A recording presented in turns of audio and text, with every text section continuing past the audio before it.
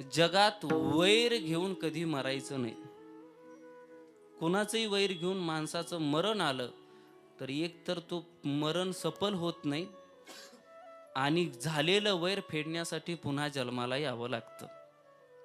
महाराजांची भाषा सांगतो, 3 गोष्टी फेडण्यासाठी माणसाला पुन्हा जन्म घेता येतो, घ्यावाच लागतो.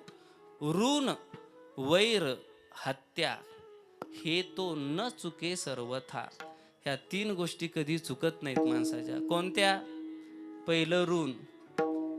दुसऱ्याचं घेतलेलं कर्ज बुडवण्याची ज्याची मानसिकता आहे, ज्याची इच्छा आहे, आणि ते कर्ज घेऊन जर बुडवायला लागला पैसे, तर ठरवायचं आपल्याला पुढचा जन्म घ्या. आणि कशाचा मिळेल सांगता येत नाही विकास दादा. आता माणसाचा मिळालाय. हा कशाचा मिळालाय?